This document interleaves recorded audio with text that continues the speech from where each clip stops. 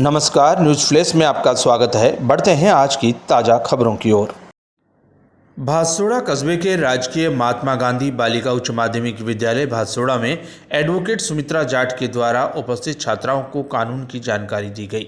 इसमें सर्वप्रथम बालिकाओं को हर जगह जैसे स्कूल, बाजार, कहीं सफ़र करते हुए कई प्रकार की समस्याओं से रूबरू होना पड़ता है। इसके बारे में गुड टच, बैड टच और यौन उत्पीड़न आदि के बारे में विस्तार से जानकारी दी गई। इसके साथ एक विवाहित महिला को किस किस प्रकार की समस्याओं का घर और समाज में सामना करना पड़ता है, उसके लिए कानून में किस प्रकार के विधिक उपचार उसके लिए उपलब्ध हैं, जिसमें भरण पोषण के अधिकार, घरेलू हिंसा से महिलाओं का संरक्षण का अधिकार, बाल विवाह अधिनियम, हिंदू विवाह अधिनियम एवं पॉक्सो एक्ट तथा अपने कार्यस्थल पर किसी भी प्रकार के यौन उत्पीड़न के खिलाफ उपलब्ध कानूनी अधिकारों की जानकारी दी। साथ ही उन्होंने बताया कि किस प्रकार से हम इन अधिकारों का उपयोग कर सकते हैं। इस क्रम में समय में मोबाइल के द्वारा किसी भी प्रकार से किसी के भी साथ कई प्रकार के अपराध हो रहे हैं, जैसे गलत नाम पता बताकर उनसे दोस्ती करना, बैंक कर्मचारी बताते हुए खाते से पैसे निकलवाना, अपने परिवार का एवं दोस्त बताते हुए पैसों की ज़रूरत बताकर ऑनलाइन ट्रांसफ़र करवाना। इस प्रकार के कई अपराध फ़ोन के द्वारा भी किए जा रहे हैं, जिसकी सूचना हम साइबर सेल में दे सकते हैं और ऑनलाइन शिकायत भी दर्ज करवा सकते हैं। इस कार्यक्रम में पूरे विद्यालय के अध्यापक गण एवं पत्रकार नरेंद्र सेठिया उपस्थित रहे। कार्यक्रम का संचालन नीता दशवरा ने किया एवं आभार विद्यालय की उप प्रधानाचार्य रेखा सिंह राजौरा ने प्रकट किया। हमारे स्कूल विद्यालय महात्मा गांधी गवर्नमेंट स्कूल भादसोड़ा में यह बताया गया दीदी के द्वारा कि जिस तरह किसी लड़की के साथ अन्याय होता है तो वो डरकर या चुपकर बैठ जाती है, लेकिन ये उनके लिए सही नहीं है। उन्होंने हमें मोटिवेट किया कि हमें इन अन्याय के खिलाफ आवाज़ उठानी चाहिए और या तो अपने परिवार संबंधी, अपने माता पिता या अपनी शिक्षक या अपनी बेस्ट फ्रेंड्स है उससे बातचीत कर सुलझाना चाहिए। अगर फिर भी कुछ ना होता हो तो पुलिस स्टेशन जाना चाहिए और उस अन्याय के खिलाफ आवाज़ उठानी चाहिए, जिससे कि किसी भी लड़की के साथ अन्याय ना हो और अन्याय करने वालों का और जुर्म ना बढ़े और वो सुरक्षित रह सके। Thank you. आपका नाम क्या है?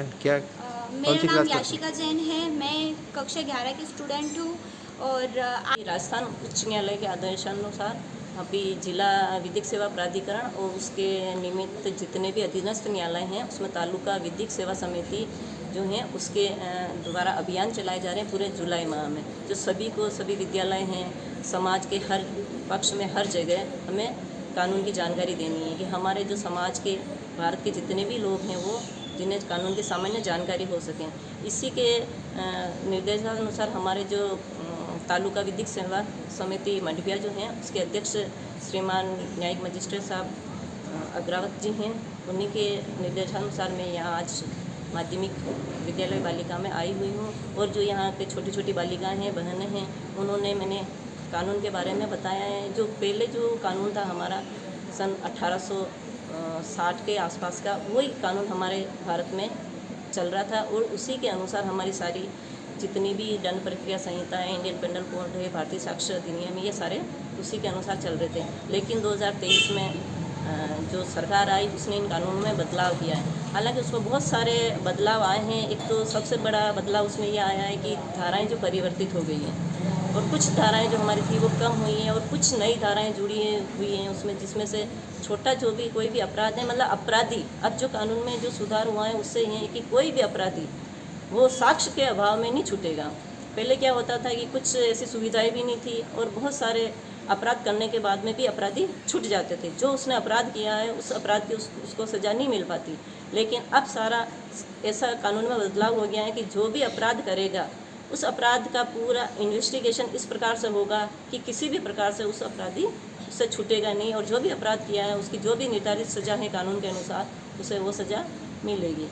और आज विद्यालय में मैंने जो बालिकाओं को है छोटी मोटी जानकारी, जैसे कि वो कहीं सफ़र कर रही हैं या कहीं विद्यालय में है या कहीं काम कर रही है, वहाँ पे भी उनके साथ किसी भी प्रकार की कोई घटना, दुर्घटना या छोटे मोटे जो उन्हें लगता है कि ये मेरे साथ कुछ अपमानजनक हो रहा है या कुछ असहजता उन्हें महसूस हो रही है, इस प्रकार की भी उन्हें जानकारी दी।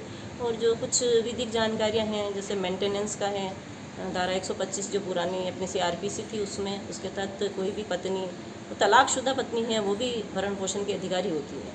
अभी भी सुप्रीम कोर्ट में उसमें शाहबानो वाले केस में वापस बताया, जो कि पूर्व में भी पहले हुआ था 1986 में, उसमें भी जो भी सरकार रही होगी तत्कालीन उसने उस फैसले को पलट दिया था, लेकिन वर्तमान में वापस सुप्रीम कोर्ट ने उसी फैसले को लागू किया है।